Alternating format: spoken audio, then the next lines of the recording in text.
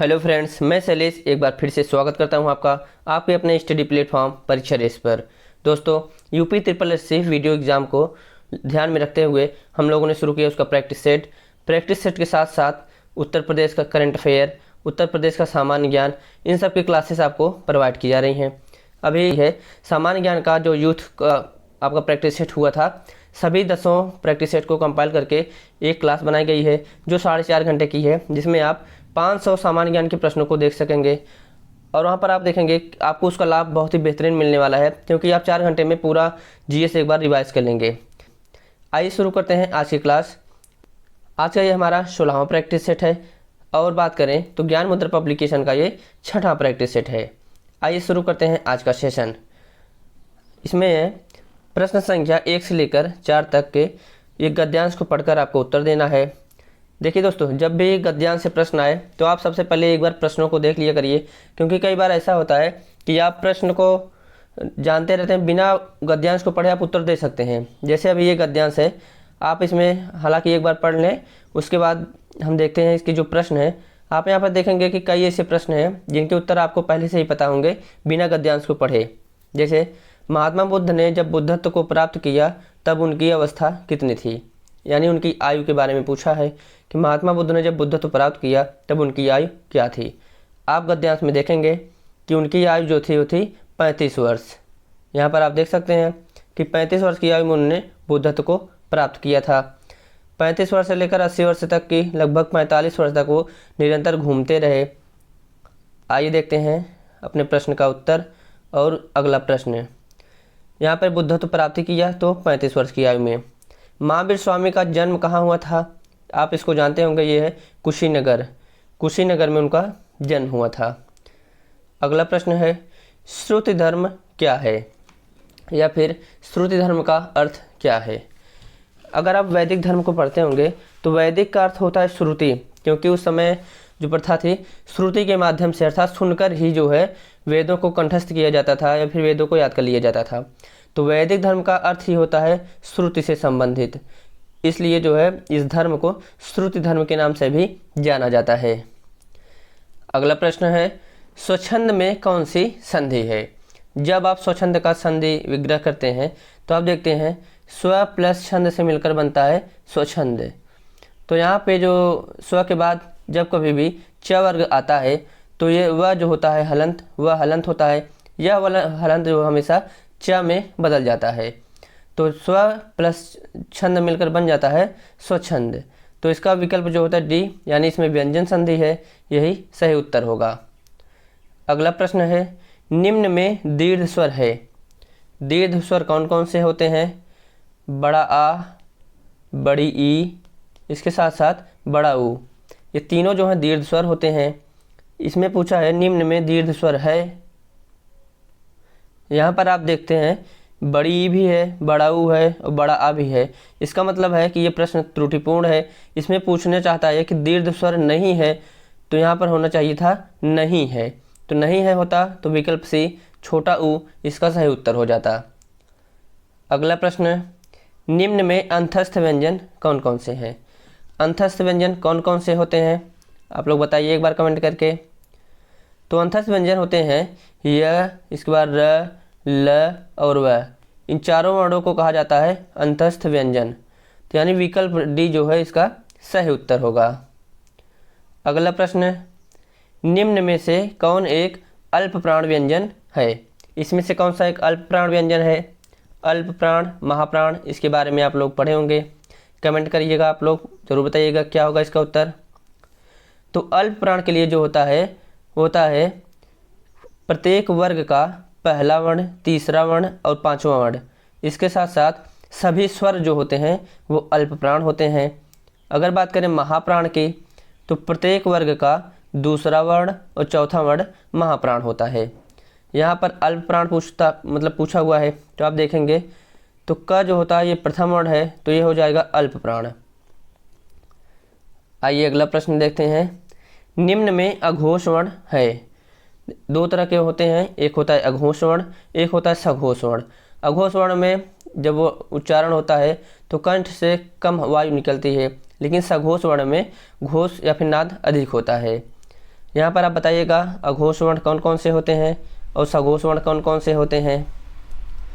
अगर बात करें अघोष वर्ण की तो प्रत्येक वर्ग का पहला और दूसरा अघोष होता है और प्रत्येक वर्ग का तीसरा, चौथा, पांचवा सघोष होता है, जिसे घोष भी कहते हैं।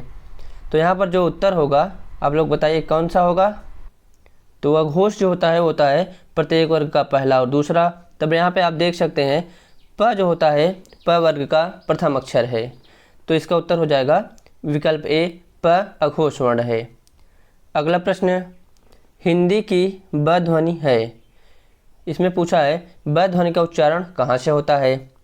दंत से कौन से उच्चारण होते हैं, आप देखते हैं दंत से जो है त वर्ग का उच्चारण होता है, त थ द ध न, इसका उच्चारण होता है दंत से। मूर्धा से ट वर्ग का उच्चारण होता है, होष्ठ से प वर्ग का उच्चारण होता है और तालव्य से होता है आपके च वर्ग का उच्चारण और कंठ से हो जाता है आपके क वर्ग का उच्चारण। तो कंठ से क वर्ग, तालु से या फिर तालव्य से होता है च वर्ग, मूर्धा से होता है ट वर्ग, दंत से होता है आपका त वर्ग और होष्ठ से होता है आपका प वर्ग। ब शब्द प वर्ग का है, प फ ब भ म, तो इसका उच्चारण हो जाता है होष्ठ से। अगला प्रश्न, निम्न में योग रूढ़ शब्द है। इसमें से कौन सा शब्द योग रूढ़ है। योग रूढ़ ऐसे शब्द होते हैं जो दो शब्दों से मिलकर बनते हैं, दोनों को अलग करने के पश्चात उनका अलग अलग अर्थ जो होता है नहीं हो पाता है। जैसे यहाँ पे बात करें नहर, यह एक रूढ़ शब्द है, इसे आप विखंडित नहीं कर सकते हैं, इसे आप दो वर्डों में या फिर दो शब्दों में नहीं तोड़ सकते। तीर और जीभ को भी नहीं तोड़ सकते हैं, लेकिन पंचानन को आप तोड़ सकते हैं। एक होगा पंच, दूसरा होगा आनन। तो विकल्प जो होता है सी, पंचानन, इसका सही उत्तर होगा। अगला प्रश्न, चंद्रोदय का संधि विच्छेद होगा। चंद्रोदय में सबसे पहले आप बताइए कौन सी संधि होगी। तो यहाँ पर होगी आपकी, देखिए चंद्र और उदय, यह इसका विकल्प सही होगा। चंद्र का अ और उदय का उ, इससे मिलकर बन जाता है ओ, यानी ओ की मात्रा आ जाती है। तो विकल्प इसका सही उत्तर होगा। जब कभी भी अ और उ के मिलने से ओ आता है वहाँ पर हो जाती है गुण संधि। तो इसका उत्तर हो जाएगा पहला। आइए देखते हैं अगला प्रश्न, रथ चालक का सामासिक विग्रह क्या होगा। आप लोग बताइए रथ चालक में कौन सा समास होगा और इसका सामासिक विग्रह क्या होगा। सबसे पहले आप जान लीजिए रथ चालक में जो इसका जो समास होगा वो होगा कर्मधारय समास। अब आसानी से बता सकते हैं आप लोग कि इसका उत्तर क्या होगा। कर्मधारय समास में क्या होता है कि आप जब इसका विग्रह करते देखते हैं, ये हो जाता है रथ को चलाने वाला। रथ को चलाने वाले को कहते हैं रथ चालक। कर्मधारय समास में प्रथम पद जो होता है वो विशेषण होता है और द्वितीय पद जो होता है विशेष्य होता है। तो चालक की विशेषता क्या है कि वह रथ को चलाता है, वह रथ का चालक है। चालक कई चीज़ों के हो सकते हैं, लेकिन इस चालक की जो बात की गई है ये रथ का चालक है। अगला प्रश्न, प्रत्येक शब्द में उपसर्ग है। सबसे पहले आप जब प्रत्येक शब्द को विच्छेदित करते हैं, इसका संधि विच्छेद आप करते हैं, तब ये हो जाता है प्रति प्लस एक। प्रति प्लस एक से मिलकर बनता है प्रत्येक। यहाँ पर प्रति का जो ई होता है, ई जो है यह में बदल जाता है। इसके बाद ए का जो ए होता है, ए की मात्रा आकर यहाँ पे लग जाती है। ती से जो है ई की मात्रा हटने के बाद त जो होता है ये हलंत हो जाता है, यह आधा ता आकर यह के ऊपर जुड़ जाता है, तो यह आधा ता और ए की मात्रा बन जाती है। तो यहाँ पर जो होगा इसमें कौन सा उपसर्ग है, तो ये हो जाता है आपका प्रति। अगर इसमें पूछे संधि कौन सी है, तो यहाँ पे जो संधि होती है ये हो जाती है यड़ संधि। यड़ संधि में जब कभी भी आपको शब्द के बीच में आधा त और या दिख जाए तो आप 100% मान कर चलिए वहाँ पर आपको यड़ संधि देखने को मिलेगी। अगला प्रश्न, प्रत्यय रहित शब्द पहचानिए। इसमें से कौन सा शब्द है जिसमें प्रत्यय नहीं है। आप लोग बताइए इसका उत्तर क्या होगा। जैसे आप वैज्ञानिक देखते हैं तो ये होता है विज्ञान प्लस एक। विज्ञान प्लस एक से मिलकर बनता है वैज्ञानिक। लेकिन जब आप अनुवाद शब्द को देखते हैं तो ये होता है अनु प्लस वाद। तो इसमें जो अनु शब्द है यह उपसर्ग है, तो इसलिए यहाँ पर विकल्प डी है, इसमें प्रत्यय न होकर उपसर्ग होता है। अनु प्लस वाद से मिलकर बनता है अनुवाद, तो यहाँ पर अनु उपसर्ग है इसलिए इसमें प्रत्यय नहीं है। अगला प्रश्न, निम्नलिखित शब्दों में से तत्सम शब्द कौन सा है?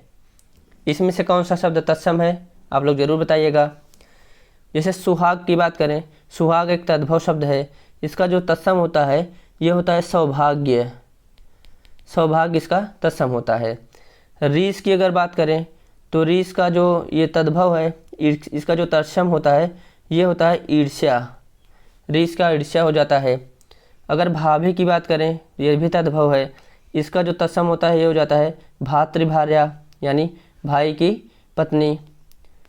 अगर मनुष्य की बात करें, मनुष्य स्वयं एक तत्सम शब्द है, इसका जो तद्भव होता है वो होता है मानव, यानी विकल्प डी इसका सही उत्तर होगा। अगला प्रश्न, निम्नलिखित में से आकाश का तद्भव रूप कौन सा है?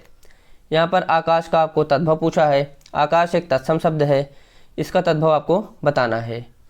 आसमान, अंबर और नभ ये सभी जो होते हैं आकाश के पर्यायवाची हैं। अगर आप यहाँ पे बताएं कि आकाश का तद्भव रूप क्या होगा, तो देखिए हम लोग अक्सर जो होता है अपने उच्चारण में आकाश न कहकर आसमान कहते हैं, तो जो आकाश का तद्भव रूप होता है वो होता है आसमान। अगला प्रश्न, निम्न में कौन सा देशज है? आपको इसमें बताना है कि कौन सा इसमें देशज शब्द है। तो यहाँ पर आप देखते हैं कि जो नीलाम और इनाम है यह आगत शब्द है यानी विदेशी शब्द है। यहाँ पे अगर बात करें छैला, छैला शब्द आपका देशज है। देशज शब्द वे शब्द होते हैं जो अपने यहाँ की जो लोकल लैंग्वेज होती हैं या फिर जो लोकल भाषाएं होती हैं उन भाषाओं से उत्पन्न होते हैं या किसी देश से नहीं आते हैं, बल्कि इनका जन्म जो होता है अपने ही देश में होता है, तो ऐसे शब्द होते हैं देशज। जैसे लोटा की बात करें, लोटा शब्द बहुत बार परीक्षाओं में पूछा गया है, लोटा शब्द जो होता है ये देशज शब्द है। आइए अगला प्रश्न देखते हैं, निम्न में कौन सा विदेशी है? इसमें से कौन सा शब्द जो है वो विदेशी शब्द है? चेला, अथाह, झूठ और सिगरेट। तो यहाँ पर आप बड़ी आसानी से पहचान सकते हैं, सिगरेट जो है ये इंग्लिश भाषा का शब्द है या फिर कह सकते हैं अंग्रेजी भाषा का शब्द है, इसलिए यहाँ पर जो विदेशी है यह सिगरेट होगा। अगला प्रश्न, क्रिया से बनने वाली भाववाचक संज्ञा है। इसमें से कौन सा शब्द है जो क्रिया से भाववाचक में परिवर्तित हुआ है? आप लोग बताइएगा क्या होगा। जैसे एक शब्द होता है थकान, थकान कैसा शब्द है? एक क्रिया शब्द है, लेकिन इससे थकान से बना जो थकावट शब्द होता है ये भाव हो जाता है। थकावट एक भाववाचक शब्द है या फिर कह सकते हैं भाववाचक संज्ञा है। अगला प्रश्न, निम्नलिखित जोड़ों में से उत्तम पुरुष वाले जोड़ों को पहचानिए। जैसे पुरुषवाचक की आप बात करते हैं तो 3 प्रकार के होते हैं, एक होता है उत्तम पुरुष, मध्यम पुरुष और अन्य पुरुष। तो हिंदी में 3 तरीके के पुरुष होते हैं। उत्तम पुरुष होते हैं जब अपने लिए बात की जाती है, जैसे मान लीजिए 3 लोग हैं, एक आप हैं, एक कोई व्यक्ति जिससे आप बात कर रहे हैं, एक कोई अन्य व्यक्ति है।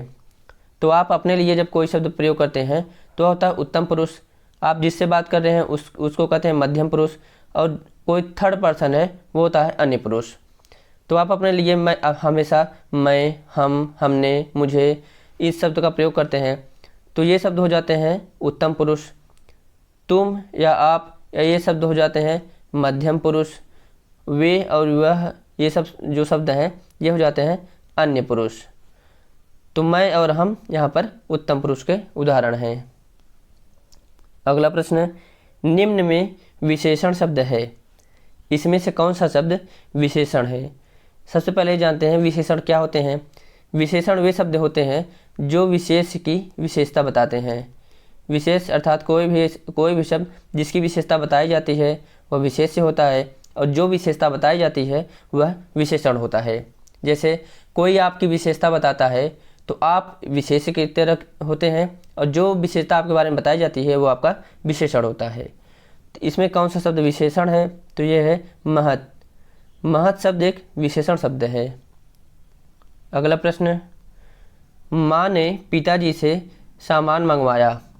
जब कभी भी इसमें पूछा है कि ये क्रिया कौन सी है, जब कभी भी आप कोई कार्य स्वयं न कर कर किसी दूसरे से करवा लेते हैं, यानी आप किसी दूसरे को प्रेरणा देकर कोई कार्य करवा लेते हैं, तो वहाँ पर हो जाता है प्रेरणार्थक क्रिया। अगर आप जैसे नहीं जानते हैं तो आप आज्ञार्थक और प्रेरणार्थक में कंफ्यूज हो जाएंगे कि हो सकता है कि मंगवाया अर्थात वो आज्ञा का पालन करते हों, ऐसा नहीं है। ये प्रेरणार्थक क्रिया होती है। जब कभी भी वाक्य आप ध्यान दीजिएगा, कर्ता स्वयं कोई कार्य ना कर कर बल्कि दूसरे से करवाता है या कर्म से करवाता है, वो हो जाता है प्रेरणार्थक क्रिया। अगला प्रश्न, निम्न में अव्यय है। अव्यय क्या होते हैं? अव्यय वे शब्द होते हैं जो वाक्य में प्रयोग किए जाते हैं और किसी विशेष शब्द पर उस पर बल देने के लिए, भार देने के लिए प्रयोग किया जाता है। इसमें से जैसे कौन सा अव्यय है? जैसे सीता, मोहन, गंगा, ये सभी संज्ञा शब्द हैं, लेकिन के बाद जो शब्द है ये अव्यय की तरह प्रयोग किया जा रहा है। जैसे आप राम के बाद आएंगे, जैसे आप आएंगे तो ये तो ठीक है, लेकिन राम के बाद आएंगे ये उस पर विशेष बल दे रहा है कि आपको इनके बाद आना है। तो के बाद यहाँ पर जो है एक अव्यय की तरह प्रयोग हुआ है या फिर अव्यय के रूप में प्रयोग किया जाता है। अगला प्रश्न है, शब्दामनी का पर्यायवाची। शब्दामनी का पर्यायवाची क्या होता है? जैसे इसका पर्यायवाची होता है विद्युत। विद्युत की अगर बात करें अन्य पर्यायवाची शब्दों की, तो इसमें से जो प्रमुख होते हैं चपला, बिजली, इंद्रवज्जा, क्षण प्रभा, दड़ित इत्यादि शब्द जो हैं ये विद्युत के पर्यायवाची हो जाते हैं। अगला प्रश्न, जंगम का विलोम शब्द है। जब कभी भी किसी शब्द का विलोम आपको जानना हो तो सबसे पहले आप उसका अर्थ जानने का प्रयास कीजिए। जैसे यहाँ पे जंगम शब्द है, जंगम का अर्थ क्या हो सकता है? जंगम का अर्थ होता है जैसे जो चल सकता हो, तो जंगम का अर्थ है जो चल सकता हो उसे जंगम कहते हैं। अगर अब इसके विलोम की बात करें तो स्थावर, यानी जो एक ही स्थान पर स्थायी हो, जो चल ना सकता हो, उसे कहते हैं स्थावर। तो जंगम का विलोम हो जाएगा स्थावर। अगला प्रश्न, जिसको भूमि के अंदर की जानकारी हो। यहाँ पे आपको इस वाक्य के लिए एक शब्द बताना है। जिसको भूमि के अंदर की जानकारी हो, इसके लिए एक शब्द क्या होता है? तो ये हो जाता है भूगर्भवेत्ता। भूगर्भवेत्ता जो होते हैं ये भूवैज्ञानिक होते हैं जो भूमि के अंदर की जानकारी रखते हैं या फिर उसका अध्ययन करते हैं। अगला प्रश्न, रंक और रंग शब्द युग्म का सही अर्थ क्या होता है? जैसे आप जानते होंगे रंग का विलोम होता है राजा। रंग का मतलब होता है भिखारी और इसका विलोम हो जाता है राजा। रंग हो गया भिखारी का, रंग का मतलब होता है वर्ण। तो यहाँ पर विकल्प ए भिखारी और वर्ण इस शब्द युग्म का सही अर्थ होगा। अगला प्रश्न, इनमें एक शब्द अनेकार्थी नहीं है। आपको इसमें बताना है कि वो कौन सा शब्द है जिसके एक से अधिक अर्थ नहीं है। आप देखें जैसे कर शब्द, कर का मतलब ब्याज होता है या फिर कर का मतलब कोई कार्य भी होता है, आप कुछ करें। वर्ण का मतलब होता है रंग, वर्ण का मतलब आपका वर्णमाला का वर्ण होता है। ऐसे ही अर्क शब्द होता है। लेकिन लज्जा का कोई अर्थ नहीं होता है। लज्जा का एकमात्र अर्थ होता है कि लज्जा का अर्थ लाज से होता है, शर्म से होता है। इसका कोई अन्य अर्थ नहीं होता है। अगला प्रश्न, निम्न में वर्तनी की दृष्टि से शुद्ध शब्द है। इसमें से कौन सा शब्द है जो शुद्ध है? तो आप लोग जब भी शुद्ध शब्द पूछे तो सबसे पहले उसका उच्चारण करके देखा करिए। जैसे पौरुष, पौरुष में आप देखेंगे र जो होता है र पे छोटा ऊ की मात्रा लगा है, पौरुष। आप इसमें देखेंगे र पे बड़ू की मात्रा होती है। सबसे पहले आप पहचानना सीखिए कि जो छोटा ऊ और बड़ा ऊ का मात्रा कैसे लगता है। जब भी जैसे शब्द है, शब्द के बाद से सीधा ऐसे निकल जाए, हुंडी लग जाए, तो ये होता है छोटा ऊ की मात्रा। जब पूरा गोला आकार लेकर हुंडी पीछे निकलती है तो ये हो जाता है बड़ा ऊ की मात्रा। तो लेकिन जो पौरुष शब्द होता है इसमें र पे छोटा ऊ का मात्रा दिख रहा है, तो इसलिए यहाँ पर विकल्प ए पौरुष इस सही होगा। पौरुष का अर्थ होता है कि व्यक्ति के अंदर की जो क्षमता होती है, ताकत होती है, उसे पौरुष कहा जाता है। अगला प्रश्न, निम्नलिखित में से वर्तनी की दृष्टि से अशुद्ध शब्द का चयन कीजिए। इसमें से बताना है आपको अशुद्ध शब्द कौन सा है। शरत चंद्र यह शुद्ध शब्द है। ध्यान दीजिए शरत चंद्र में श जो होता है हमेशा बड़ा होता है। शमश्रु यह भी शुद्ध है। कवित्री बहुत ही इम्पोर्टेंट होता है कवित्री, आप इसे ध्यान में रखिए, बहुत बार परीक्षाओं में पूछा जा चुका है, हमेशा कन्फ्यूजन बनी रहती है, केवल मात्रा आगे पीछे कर देता है, वह पे भी मात्रा लगा देता है, तो यहीं से आदमी फंस जाता है। लेकिन यहाँ पे अशुद्ध पूछा है तो अशुद्ध इसका होगा यानी, यह जो यानी है यह यानी न होकर यानी होगा। अगला प्रश्न, निम्नलिखित में संप्रदान कारक का परसर्ग कौन सा है? संप्रदान कारक के लिए कौन सी विभक्ति का प्रयोग होता है? जैसे आप देखें, पर यहाँ पर कोई नहीं होता है, ने जो होता है ये कर्ता का होता है, कर्ता ने, कर्म को, करण से, संप्रदान के लिए या फिर को, तो यहाँ पे विकल्प पे संप्रदान कारक के लिए होता है को या फिर के लिए। संप्रदान कारक में जब भी कर्ता जो होता है दूसरे के लिए कोई कार्य करता है तो वहाँ पर हो जाता है संप्रदान कारक। जैसे राजा गरीबों के लिए कंबल लाया या फिर गरीबों के लिए कंबल बांटा, तो यहाँ पर हो जाता है संप्रदान कारक। अगला प्रश्न, दिए गए विकल्पों में कौन पुल्लिंग है? पुल्लिंग और स्त्रीलिंग आपको पहचानना हो तो आप उसका वाक्य में प्रयोग कीजिए। और कभी भी ध्यान दीजिए, पुल्लिंग में जो मात्रा होती है और स्त्रीलिंग में कई बार होता है पीछे आ शब्द का प्रयोग किया जाता है या फिर आ की मात्रा लगाई जाती है। जैसे छात्र है तो छात्र का छात्रा बन जाता है, शिष्य है शिष्य का शिष्या बन जाता है, विदुष यहाँ पे ये दोनों जो होता है ये आपको ध्यान में दीजिए, ये स्त्रीलिंग हो गया। विदुषी जो है यह स्त्रीलिंग है। बात जब पड़ोसी की आती है तो यह शब्द जो होता है ये पुल्लिंग हो जाता है। पड़ोसी अच्छे होते हैं या फिर पड़ोसी अच्छे नहीं होते हैं, नहीं यहाँ पर ऐसे प्रयोग किया जाता है। आप ऐसे नहीं कह सकते हैं कि पड़ोसी अच्छी होती हैं, पड़ोसी अच्छी नहीं होती हैं। पड़ोसी शब्द जो है एक पुल्लिंग शब्द है। अगला प्रश्न, निम्न में से कौन सा शब्द स्त्रीलिंग है? अब आपको यहाँ पे स्त्रीलिंग बताना है। जैसे मालिक यह पुल्लिंग है, पाठक भी पुल्लिंग है, कहार यह भी पुल्लिंग है, योगिनी जो है योगिनी जिसे कहते हैं यह स्त्रीलिंग है, इसका पुल्लिंग हो जाता है योगी, योगी का योगिनी बन जाता है। अगला प्रश्न, निम्नलिखित शब्दों में से एक वचन है, इसमें से कौन सा एक वचन है? जैसे प्राण, होठ, हस्ताक्षर, दर्शन, ये सभी सदैव बहुवचन में प्रयोग किए जाते हैं। लेकिन बात करें तेल, कोई भी पदार्थ या फिर कोई भी द्रव जो होता है, द्रववाचक संज्ञा हमेशा जो है एक वचन में प्रयोग की जाती है। जैसे लोहा, पानी, ये सभी हमेशा एक वचन में प्रयोग किए जाते हैं। अगला प्रश्न, निम्नलिखित वाक्य में अपूर्ण भूतकाल पहचानिए। अपूर्ण भूतकाल यानी पास्ट कंटिन्यूअस, जो पास्ट में कोई कार्य हो रहा हो उसे कहते हैं पास्ट कंटिन्यूअस। जैसे रामू खाना खा रहा था, रही थे, रहे थे, ये पहचान होती हैं अपूर्ण भूत की, यानी भूतकाल में कोई कार्य हो रहा था उसे कहते हैं अपूर्ण भूत। तो विकल्प ही इसका सही उत्तर होगा। अगला प्रश्न, पुस्तक पढ़ी जाती है में कौन सा वाच्य है? आप लोग इसका उत्तर बताइए। पुस्तक पढ़ी जाती है, यहाँ पर आप देखेंगे जो पुस्तक शब्द है ये कर्म है, कर्ता की तरह स्वयं कार्य कर रहा है, तो ये हो जाता है आपका कर्मवाच्य। पुस्तक पढ़ी जाती है, कोई ऐसा व्यक्ति नहीं है जो पुस्तक पढ़ता है, तो यहाँ पे कर्म की प्रधानता है, इसलिए यह वाक्य जो है ये कर्मवाच्य है। अगला प्रश्न, मुझे बताओ कि तुम्हारा जन्म कहाँ और कब हुआ था? इसमें पूछा है कि वाक्य का भेद क्या है। कि तुम्हारा जन्म कहाँ और कब हुआ था, ये एक वाक्य है जिसका अर्थ आपको समझ में आ रहा है।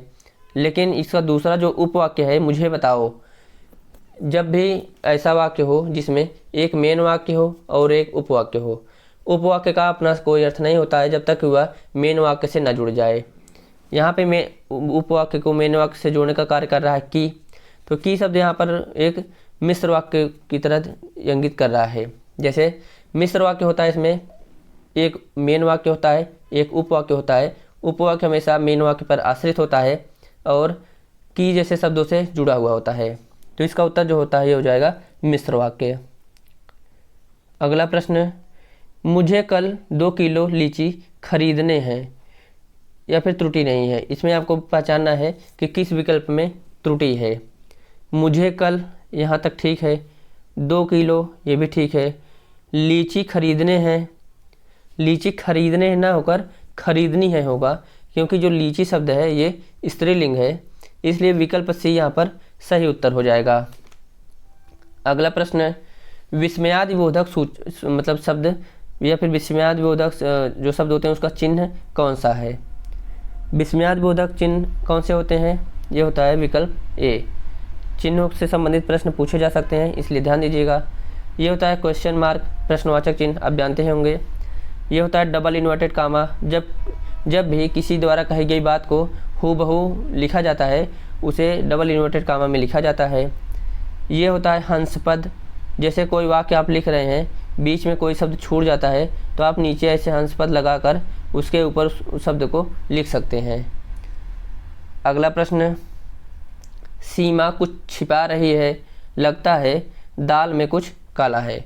यहाँ पे पूछा है रेखांकित मुहावरा अर्थात दाल में कुछ काला है, इसका अर्थ क्या होता है। दाल में कुछ काला है ये बहुत ही पॉपुलर है, इसका अर्थ आप सभी लोग जानते होंगे, तो बिना समय गंवाए इसका उत्तर होगा कुछ गड़बड़ होना। जब भी कोई कुछ गड़बड़ होती है तो हम कहते हैं दाल में कुछ तो काला है।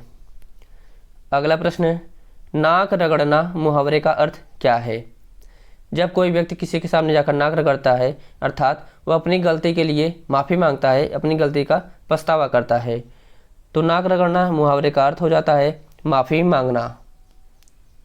अगला प्रश्न है, होनहार बीरवान के होत चिकने पात अर्थात इस लोकोक्ति का सही अर्थ क्या होगा। इसमें आपको बताना है कि अर्थ क्या है।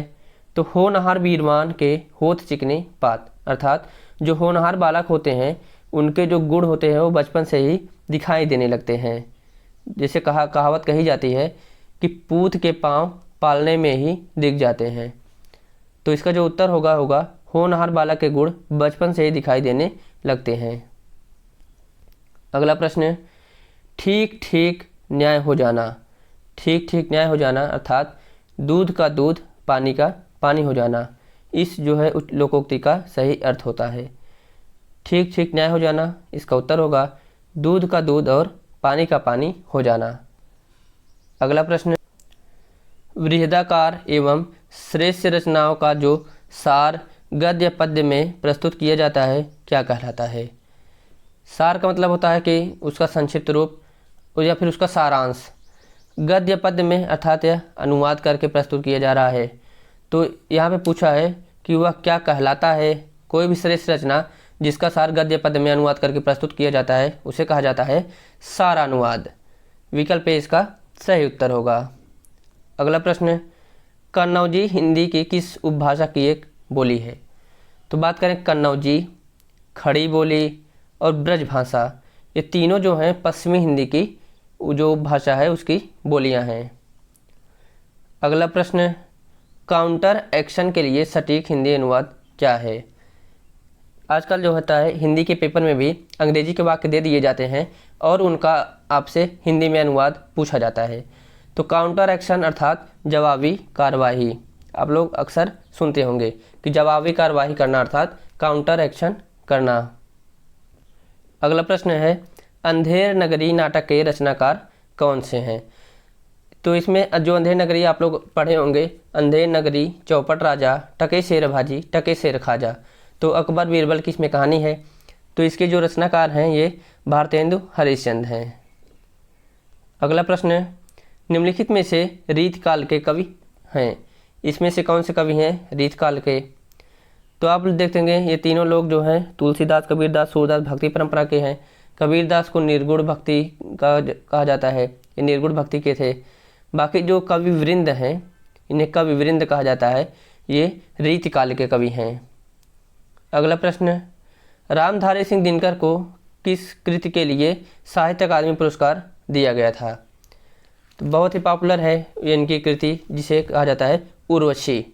उर्वशी के लिए रामधारी सिंह दिनकर को साहित्य अकादमी पुरस्कार दिया गया था। कुरुक्षेत्र, संस्कृत के 4 अध्याय और रश्मिरथी ये भी इनकी रचनाएं हैं। तो आज का हिंदी का सेशन यहीं पे समाप्त होता है। कैसा लगा आज का सेशन कमेंट करके ज़रूर बताइएगा। आज के प्रश्न काफ़ी अच्छे थे। दोस्तों यूपी SSSC इसी लेवल के प्रश्न पूछता है, तो आप लोग बिल्कुल निश्चिंत रहें, केवल अपना प्रैक्टिस लगातार करते रहें और प्रैक्टिस के माध्यम से अपना रिवीजन करते रहें। तो मिलते हैं अगले वीडियो में एक और प्रैक्टिस सेट के साथ। तब तक के लिए धन्यवाद, नमस्कार।